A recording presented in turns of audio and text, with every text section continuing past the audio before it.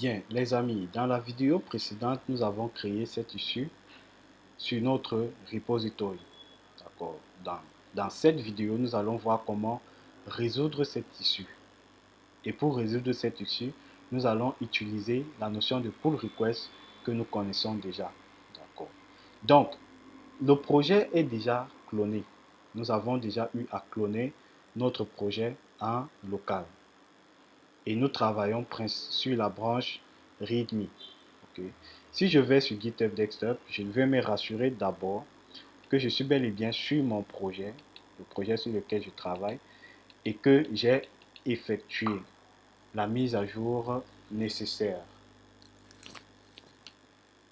Lorsque la mise à jour est effective, je vais ouvrir le projet sur mon éditeur préféré. Donc, moi, je l'ai déjà ouvert. L'objectif de l'issue était, comme vous voyez dans la description, c'est une traduction que nous voulons faire. Nous voulons traduire cette phrase en anglais. Donc, pour faire beaucoup plus court, je vais couper cette phrase. Très rapidement, je vais aller sur Google Translate. Bon, je ne suis pas bon en anglais, donc ne, ne soyez pas frustrés que je fasse appel à mon ami Google Translate, qui va me dire exactement, qui va me donner la traduction exacte de cette phrase. Ok, très bien. This is repository. Bon, nous allons modifier un peu cette traduction. Donc, je prends ça et je colle à ce niveau. This repository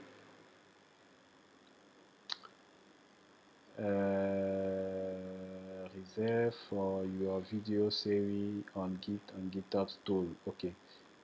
Donc, this repository, ok. Je sais pas trop, on va dire quoi? Is reserve for, ok. For our video series on GitHub. Parfait. Ok, ça me semble bon. Sinon, mettez-moi la bonne traduction en commentaire. Ok, lorsque c'est fait, je vais maintenant repartir au niveau de mon projet. J'ai effectué une mise à jour de mon code. La première chose à faire, c'est de faire le commit. Donc, je fais le commit, traduction de la phrase en anglais. Parfait. Donc, j'ai fait la traduction en anglais. Je vais maintenant, vous voyez que là, étant donné que c'est un seul fichier, il me propose quelque chose par défaut. Je vais faire le commit.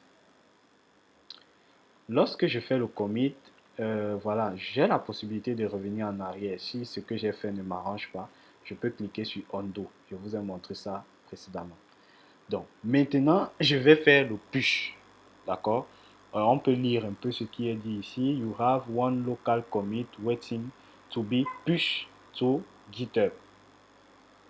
Always available in the toolbar when there are local commit waiting to be pushed. Donc, il est en train de dire que ben voilà, vous avez fait un commit en local, il est temps de l'envoyer en ligne. Il faut qu'il soit disponible en ligne.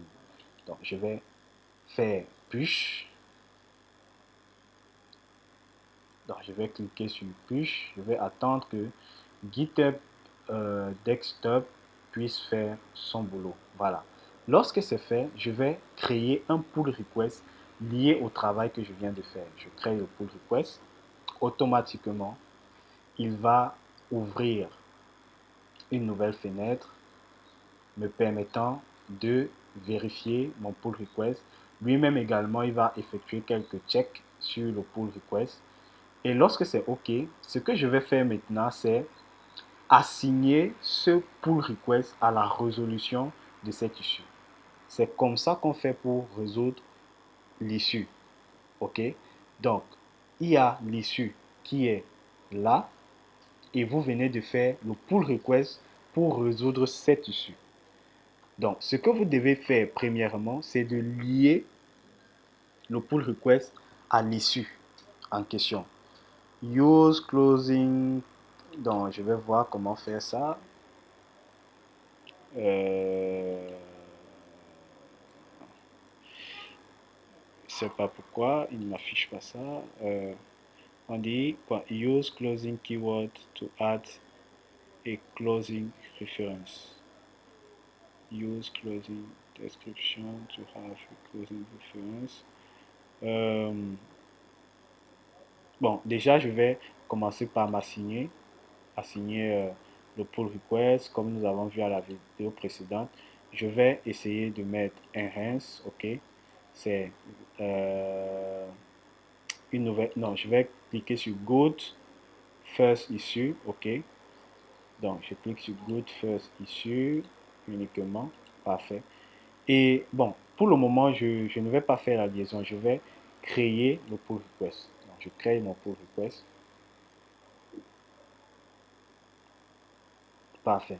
Lorsque c'est fait, ok, vous voyez que j'ai maintenant accès à ce que je recherchais tout à l'heure pour lier à l'issue. Vous voyez que je retrouve l'issue que nous avons créée à la vidéo précédente qui était traduction. Donc, je clique dessus.